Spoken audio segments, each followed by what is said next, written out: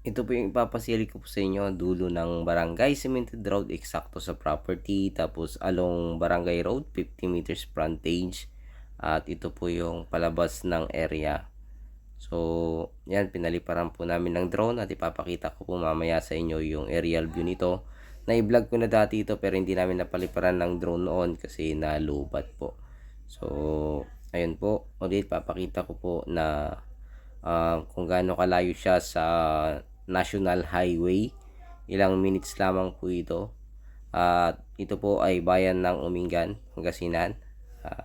14,000 mahigit, 1.4 hectares at 150 pesos per square meter po ito. At sagot po ng seller yung capital gain tax.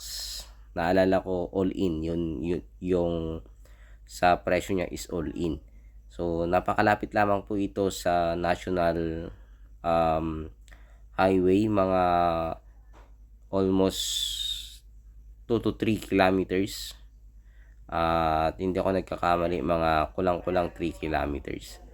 So ito po ay merong extrajudicial settlement dahil patay po yung nakapangalan sa ating titulo.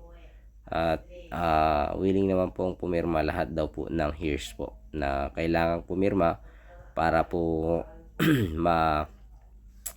kumbaga makapaggawa ng extrajudicial settlement with sale kung ito po ay magustuhan ninyo. So ipapakita ko naman po yung hanggang dun sa pagtabas, then yung susunod ko pong ipapakita is yung aerial view po ng ating property.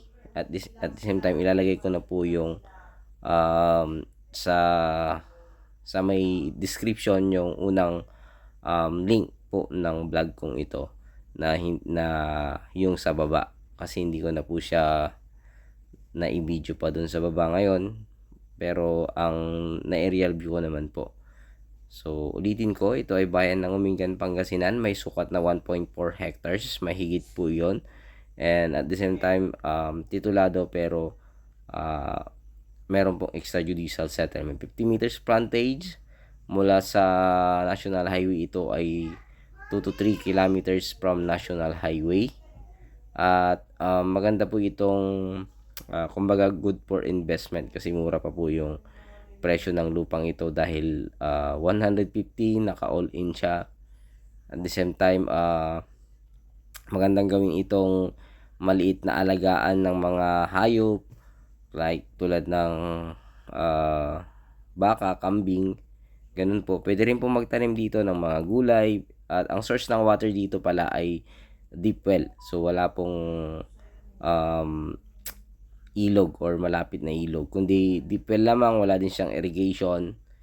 At maganda rin po ito na gawing kumbaga yung kung ano mag-alaga ng manok na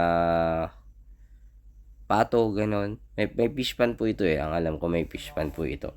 So sana magustuhan nyo ito dito sa bayan ng Umingan, Pangasinan. At pakitawagan nyo po ako agad sa aking numero. Ito po na ilalagay ko sa aking screen. At the same time yung aking Facebook account nalagay ko sa aking screen din. Ganoon din po ilalagay ko sa description po ng aking munting channel, Mucha and Joel Vlog. So muli, sana magustuhan nyo po ito. At may poste ng kuryente doon. Ewan ko lang kung pwede na tayong kumuha ng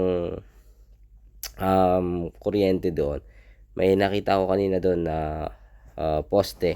Meron na ding wire. Pero wala pa akong nakitang nakakuha doon ng kumbaga yung mga kuryente. So yun ay ikaklaro pa natin kung pwede pong kumuha doon sa tapat mismo. Ito kasi, ito yung palabas na ng highway, kaya meron ng mga kuryente dyan na pwede nang kumuha ng line ng kuryente para po sa kanilang mga bahay. So ayan, napakalapit lamang, 2 to 3 kilometers from National Highway. From Tiplex naman ito, sa 20 to 25 minutes. And from Manila, ganun din po, 2 hours and 25 minutes or 2 hours and 30 minutes nandito ka na sa bayang ito or barangay na ito. So ito yun, National Highway na po ito. At muli, Maraming salamat sa patuloy na pag-support sa aking munting channel, Mochan Joel Lat Vlog. Pakisuportan din po ako sa aking mga ibang videos na hindi lamang po sa lupa, para po magkaroon po ako ng revenue at makaipon po ng kahit papano pa konti-konti.